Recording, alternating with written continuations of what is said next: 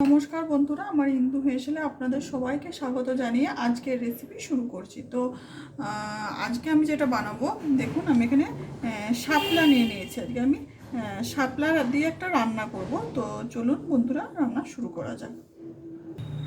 দেখুন বন্ধুরা, কড়াইয়ে সরষের তেল দিয়ে দিয়েছি। তেল আমার গরম হয়ে গেছে। এখন এই তেলের মধ্যে আমি দিয়ে দেব পরিমাণ মতো। আমি সরষের তেলটা দিয়েছি। তো এখন এই তেলের মধ্যে আমি কালো জিরে দিয়ে দেবো। কালো জিরে দিয়ে দিলাম, আর দিয়ে দেব গোটা সর্ষে। কালো সর্ষে দিয়ে দিলাম, আর দিয়ে দেবো আর অল্প পরিমাণে একটু লবণ দেবো, নয়তো তেলটা ছিটকাবে। লবণ দিয়ে দিলাম। এখন আমি দিয়ে দেবো চেরা কাঁচা লঙ্কা। এখন দিয়ে দেবো শাপলাগুলো দিয়ে দেবো।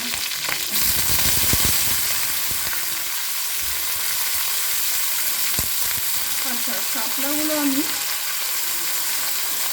এইভাবে লম্বা যে শাপলাগুলো থাকে, আমি এইভাবে ছাল ছাড়িয়ে নিয়েছিলাম শাপলার গা থেকে। এইভাবে ছালটা ছাড়িয়ে নিতে হবে, দিয়ে পিস পিস করে কেটে নিয়েছি। এইভাবে শাপলার গা থেকে এইভাবে ছালটা ছাড়িয়ে নিতে হবে।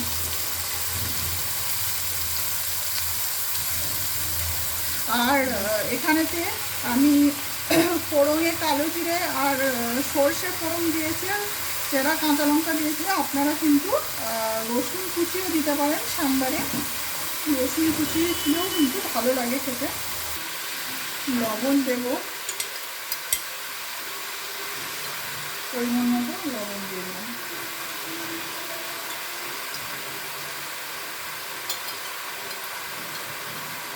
এবারে আমি এটা ঢাকা দিয়ে দেবো।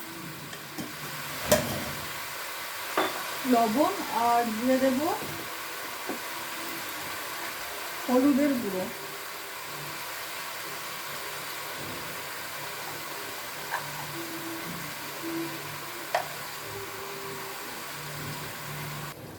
আপনারা লাল লঙ্কার গুঁড়োও দিতে পারেন।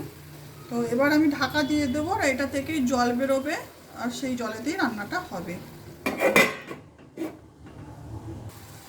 এটা আমার প্রায় হয়েই এসেছে। তো এখন অল্প পরিমাণে একটু চিনি দিয়ে দেব।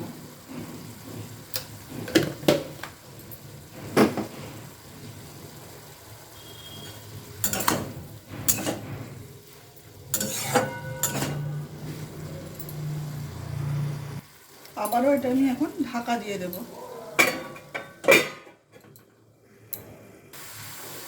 দেখুন বন্ধুরা, আমার শাপলাটা হয়ে গেছে।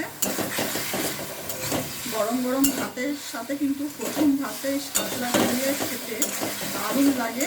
তো আপনারাও এইভাবে বানাবেন। আর আমার রান্না কেমন হয়েছে অবশ্যই কিন্তু আমাকে কমেন্টে জানাবেন বন্ধুরা। আর আমার চ্যানেলটিকে যারা সাবস্ক্রাইব করেননি, করে দেবেন। আর লাইক শেয়ার করে আমার পাশে থাকার অনুরোধ জানাই। তো সকলে সুস্থ থাকবেন, ভালো থাকবেন বন্ধুরা। আজকের মতো এই পর্যন্তই। দেখা হচ্ছে পরের কোনো একটা রেসিপিতে। নমস্কার।